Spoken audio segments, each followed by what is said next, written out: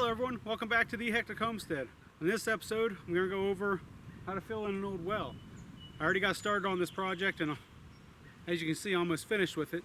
We'll go through and I'll talk to you different things. I asked the well company whenever they were here on how to fill it and the way that they recommended doing it properly. So stick around and we'll get right into that.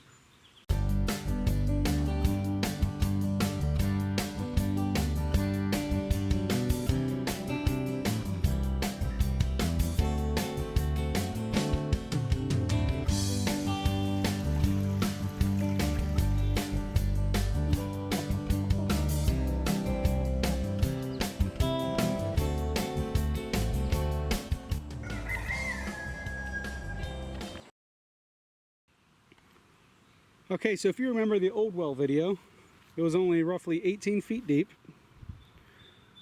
It was overpouring water once I popped the cap off of it, and it smelled like sewage.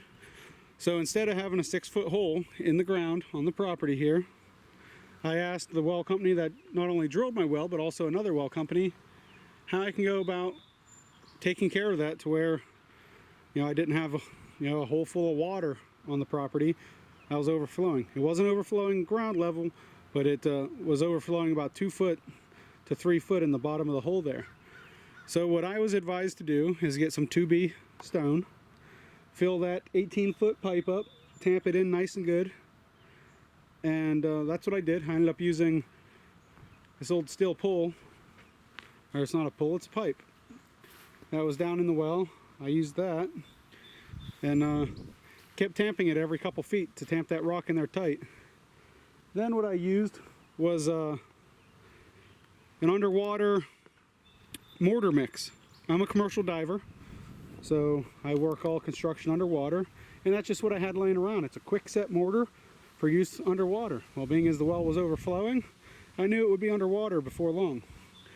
So I ended up using that, and after I packed the pipe, the top foot of that with the underwater mortar, I had 5.5 bags of Quickcrete 80-pound bags,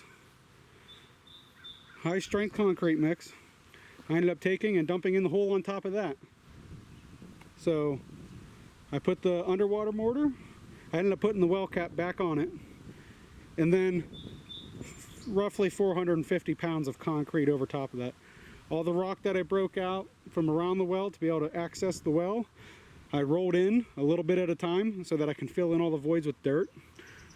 And here it is, almost completely filled in. I got ahead of myself yesterday whenever I got this going. I didn't have much time. Forgot to get the camera out. But it was literally a hole with water 3 foot deep in the bottom of it. Pumped out the water and kept stacking rock in there. And capped it with concrete. Threw the cap back on, more concrete, and then filled it with rock and dirt. I left about 2 foot, made sure there were no big rocks in the top 2 foot of this, because eventually we're going to come in and grade this area out. That way, everything tapers away from the new house, but also gets rid of this high spot where the old house was. You can see that it's crowned here, so that's eventually going to come out there. So that was the quick and easy way to do that.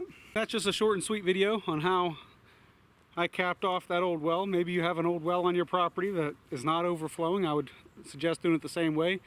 Make sure you measure it, see how deep your well is. That casing, if I remember correctly, it was right around 5 inches in diameter. I ended up using one full heaping yard cart, and it filled it to the top and overflowing, because obviously, a spade shovel's wider than 5 inches, so I had a bunch of excess rock around the pipe. But all the excess rock was, now you can see the pile here, roughly, somewhere, yeah, somewhere in there. Anyway, it was all excess rock that was put in for the footers in the basement. So get you some rock, fill it up, cap it off, and then now I can mow this over. As you can see, it was a lot high grass around here, just as high as this stuff here. Still have to rake out debris from whenever the house was tore down, but we'll get to that sometime. Anyway, that's a quick video for you. If you found this helpful, make sure you hit that like button. If you didn't, don't hit the like button. If you want to stick around for more projects that we have out here on the property, be sure to subscribe. Be sure to hit that bell icon. That way you're notified every time we have a new project going on, and you can stick around and come along with us. So until next time, catch you then.